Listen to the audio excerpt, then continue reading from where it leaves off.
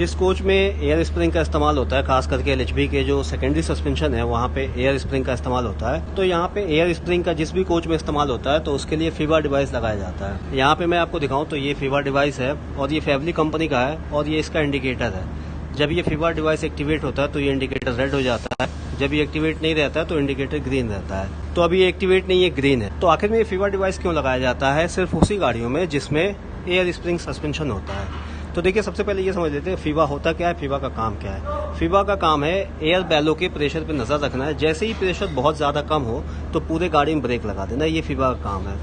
अब हम इसकी पाइपलाइन देख लेते हैं कि इसकी पाइपलाइन कैसे है, कैसे कनेक्शन है, कैसे ये काम करता है और कैसे ये ब्रेक लगाता है। तो यहाँ पे मैं आपको दिखाऊं तो देखिए, ये एआर टैंक है जो 150 लीटर का होता है और ये फीबा के लिए है, स्पेशली फीबा के लिए है। इसमें किसी तरह के ब्रेकिंग सिस्टम का इस्तेमाल नहीं किया जाता है। ये एआर टैंक लगा हुआ है। यहाँ देखेंगे तो यहाँ पे ये डर्ट कलेक्टर है 2 वे। यहाँ पे ये एनआरबी है जिसमें प्रेशर जा तो सकता है लेकिन वापस नहीं आ सकता है। अब इसका कनेक्शन मैं आपको दिखाऊं तो देखिए, यहाँ पे ये ट्रेन पाइप है, ये एफपी है और ये बीपी है। तो जो ये एफपी पाइप है, एफपी पाइप में से यहाँ से इसका कनेक्शन निकलता है और ये डर्ट कलेक्टर और एनआरबी से होता हुआ एआर टैंक में जाता है जो 150 लीटर के लिए होता है। फिर एआर टैंक से एक आउटपुट निकलता है पाइप और यहाँ पे इस वाले पाइप से जुड़ जाता है।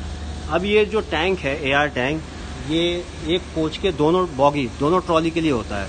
तो यहाँ से ये एक इधर की तरफ चला जाता है और एक इस वाले ट्रॉली के लिए चला जाता है, बॉगी के लिए। यहाँ पे आइसोलेटिंग कॉक देख सकते हैं आप, एक आइसोलेटिंग कॉक यहाँ पे लगा हुआ है। इस अगर बॉगी को आइसोलेट करना है तो इससे आइसोलेट करेंगे।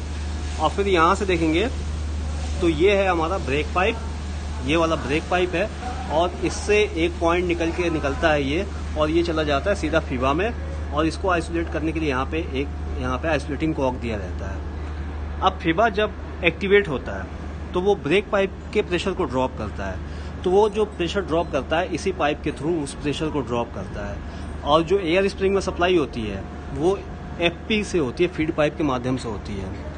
यहाँ पे देखेंगे तो फीबा का ये पीछे का हिस्सा है जहाँ पे ये जो पाइप है ये ब्रेक पाइप है और ये पाइप और अंदर का पाइप, वो दोनों पाइप बैलो में जाते हैं और ये पतला पाइप जो है ये नीचे वाला ये इंडिकेटर में जाता है। इसके अलावा एक चीज़ मैं और दिखाऊं आपको,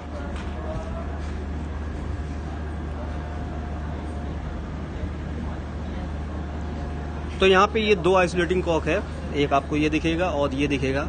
ये दोनों आइसोलेटिंग कॉक जो है ये फीबा को टेस्ट करने के लिए होते हैं और ये 3 वे होते हैं, यानी कि इसमें वेंट होल भी होता है। अगर हम इस कॉक को बंद करते हैं तो ये प्रेशर जो है यहाँ के प्रेशर को तो रोक लेता है लेकिन यहाँ से आगे के प्रेशर को ये निकाल देता है। तो अगर हमें फीबा को टेस्ट करना है तो हम इनमें से किसी एक को बंद करेंगे, जिसको बंद करेंगे उस बेलो का प्रेशर ड्रॉप हो जाएगा और फीबा एक्टिवेट हो जाएगा।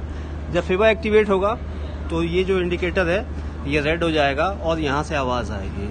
ये फैवली का फीबा है और इसको रीसेट करने के लिए दोनों बटन को एक साथ दबाया जाता है और ये रीसेट हो जाता है। लेकिन अगर मान लीजिए एक्टिवेट हो गया किसी भी वजह से तो सबसे पहले हमें इस कॉक को बंद करना पड़ता है ताकि जो ये हमारा बीपी का ब्रेक पाइप का प्रेशर ड्रॉप करा रहा है वो ड्रॉप कराना बंद कर दे।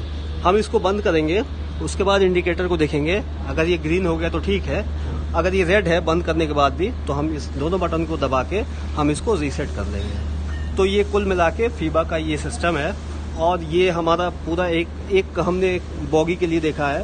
पूरे जो इस कोच में दोनों तरफ सेम सिस्टम होता है फीबा का। तो मुझे उम्मीद है कि आप ये लाइन डायग्राम समझ गए होंगे, पाइप डायग्राम, कि फीबा का सप्लाई कहाँ से होता है, फीबा किसको ड्रॉप कराता है, फीबा किससे जुड़ा रहता है। अच्छा, जब ये फीबा एक्टिवेट होता है तो जो जहाँ से इसमें से एयर प्रेशर ड्रॉप होता है वो जो पोर्ट है 8 mm का पोर्ट होता है। तो 8 mm के पोर्ट से एयर प्रेशर ड्रॉप होता है। तो इस तरह फीबा पूरा काम करता है। अगर इससे जुड़ा कोई सवाल है तो कमेंट करके पूछ सकते हैं। वीडियो कैसी लगी जरूर बताइएगा। वीडियो देखने के लिए धन्यवाद।